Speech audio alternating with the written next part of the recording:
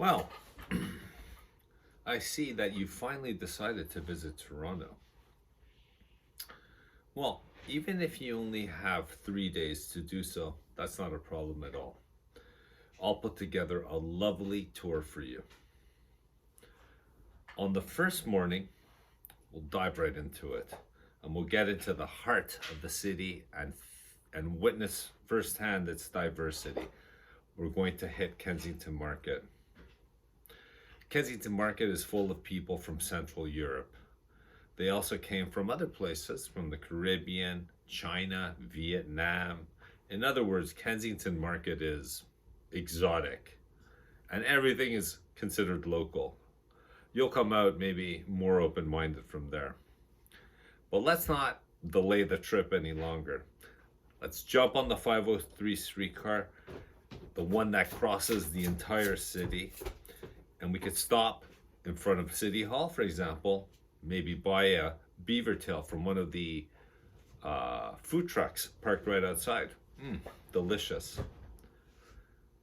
Once you've done that, you could carry on and we'll arrive at the lovely and our favorite beaches. It's neither the prettiest nor the cleanest in town, but I think you'll like it. It's really popular because people could go there and practice all sorts of physical activities. Kite surfing, for example. Or you could just simply have a seat on one of the many benches and watch the people pass by. Maybe smoke some of your favorite herb. Who knows? Did you know that Toronto has 365 cannabis dispensaries? Did you know that there are 2 million Torontonians and close to 280,000 dogs? Clearly appears that there are enough cannabis dispensaries per each canine inhabitant and human inhabitant. Well, enough with the numbers. I think you'll probably end up leaving Cherry Beach in a different state of mind anyways. So we carry on and we'll hit the CN Tower. Maybe we'll consider climbing the 333.33 meter tower to the restaurant at the top. Now you may do that, but you definitely won't come out as wealthy as you did going in. So now it's time to rest.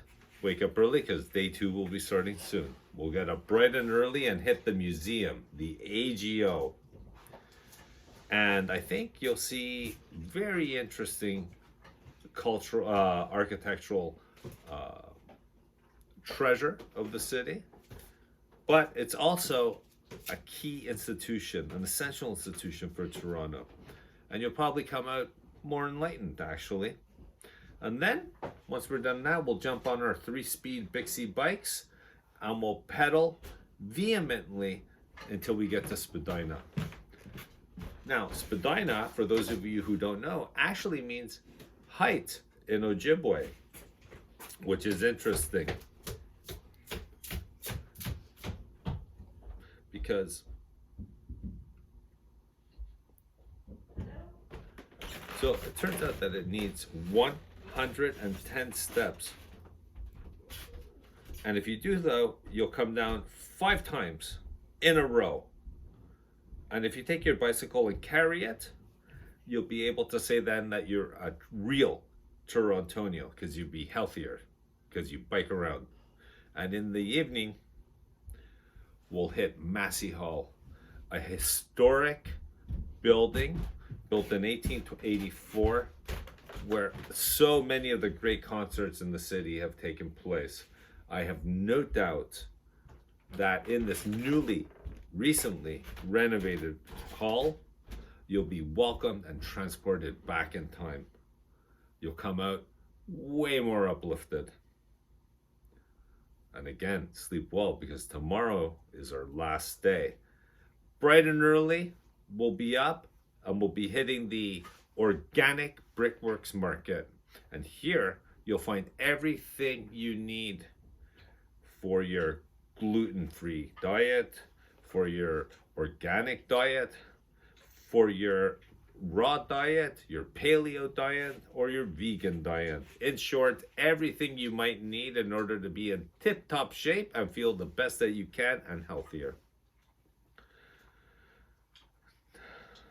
So now we'll grab the electric scooter, zigzag along the sidewalks, and head to the game. Which game? If you love sports, you have a choice in Toronto.